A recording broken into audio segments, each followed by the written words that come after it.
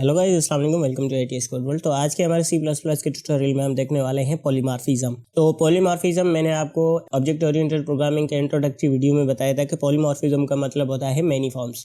यानी कि हमारे पास जो क्लासेस होते हैं वो इनहेरिटेंस से एक दूसरे से रिलेटेड होते हैं, यानी कि वो एक दूसरे से डिराइव्ड होते हैं, राइट। और जो पेरेंट क्लास होता है उसके किसी फंक्शन को या सारे फंक्शंस को हम ओवरराइड करके, यानी कि वो सेम ही फंक्शन होता है और उसमें हम चेंजेस करते हैं, राइट। अपने नीड के अकॉर्डिंग हम उनसे आउटपुट ले सकते हैं, राइट।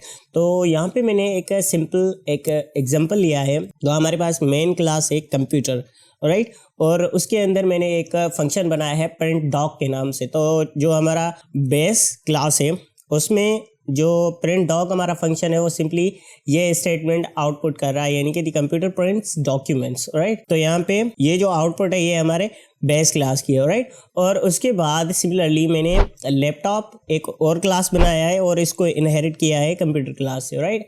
तो यहाँ पे भी मैंने वही सेम फंक्शन, अब यहाँ पे आप देख सकते हैं कि हमने इन फंक्शंस को ओवरराइड किया है, राइट। तो फंक्शन ओवरलोडिंग के बारे में हम पहले देख चुके हैं और अगर आपने वो वीडियो नहीं देखी तो ऊपर आई बटन में आपको मिल जाएगी। और उसके अलावा method overloading and method overriding के बारे में हम नेक्स्ट हमारी आने वाली वीडियोस में भी देखेंगे। लेकिन फिलहाल के लिए आप इतना समझ लीजिए कि जो ये सेम फंक्शन है यानी कि प्रिंट डॉग का, तो वो कंप्यूटर क्लास में अलग से टास्क परफॉर्म कर रहा है और लैपटॉप फंक्शन में अलग से वो फंक्शन परफॉर्म कर रहा है। तो लैपटॉप नाम का जो हमारा क्लास है उसमें जो प्रिंट डॉग की जो आउटपुट है वो प्रिंट करेंगे we are printing papers from laptop, right.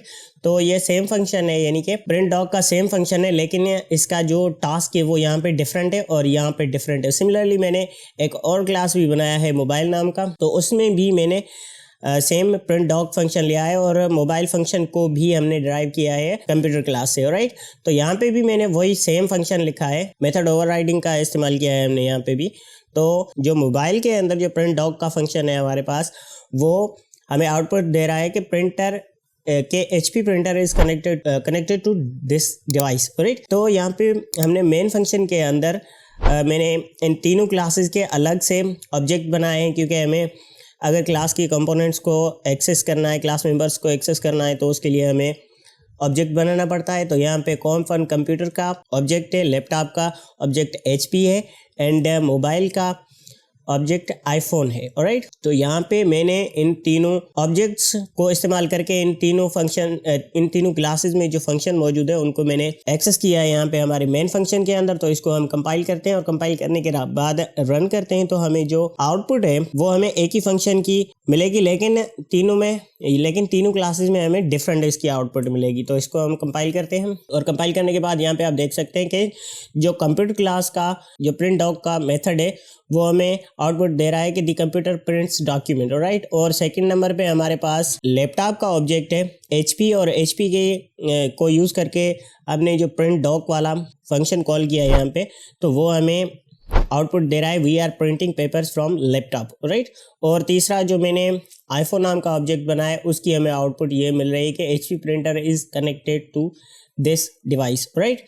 तो बेसिकली हमारे पास एक ही क्लास है जिसको जो हमारा बेस क्लास है, और उस बेस क्लास के अंदर एक फंक्शन मौजूद है और उसी फंक्शन को हमने बाकी इसके चाइल्ड क्लासेस के अंदर उसको ओवरराइड किया है, राइट। यानी कि हमारे पास एक ही फंक्शन है और उसी फंक्शन की हम मेनी फॉर्म्स बना रहे हैं, राइट। तो इसको हम ऑब्जेक्ट ओरिएंटेड प्रोग्रामिंग की लैंग्वेज में हम इसको पॉलीमॉर्फिज्म कहते हैं, राइट। तो उसके लिए मैंने पॉलीमॉर्फिज्म का एक और एग्जांपल भी यहाँ पे लिया है। बेसिकली वही सेम चीज़ है यहाँ पे, लेकिन मैंने जो फंक्शन है उसको यहाँ पे चेंज किया है, राइट। तो फंक्शन मैंने कैल्क नाम से बनाया है, यानी कि कैलकुलेशन के नाम से बनाया है। तो जो कंप्यूटर क्लास के अंदर जो हमारा कैल्क फंक्शन है वो 2 नंबर्स को ऐड कर रहा है, राइट। लेकिन लैपटॉप में वही सेम फंक्शन यहाँ पे मल्टीप्लिकेशन भी कर रहा है, राइट। और मोबाइल के अंदर ये सेम फंक्शन डिवीजन कर रहा है। तो आई होप कि आपको अब थोड़ा सा आइडिया हो गया होगा कि पॉलीमॉर्फिज्म का मतलब क्या है और हम इसको किस तरह से यूज़ कर सकते हैं, राइट। तो इसको हम कंपाइल करते हैं और कंपाइल करने के बाद रन करते हैं, तो हमें जो आउटपुट है वो हमें इसी सेम फंक्शन की डिफरेंट मिल रही है, राइट। तो यहाँ पे जो फर्स्ट हमारा कैल्क फंक्शन है यानी कि कंप्यूटर क्लास का, वो हमें 2 नंबर्स की एडिशन बता रहा है, यानी कि 10 + 15 25 यहाँ पे आउटपुट में आप देख सकते हैं। और वही सेम फंक्शन लैपटॉप के अंदर डिफरेंटली एक्ट कर रहा है, यानी कि दो नंबर्स की मल्टीप्लिकेशन हमें दे रहा है 10 × 15। तो यहाँ पे आप देख सकते हैं 150 हमें आउटपुट मिल रही है।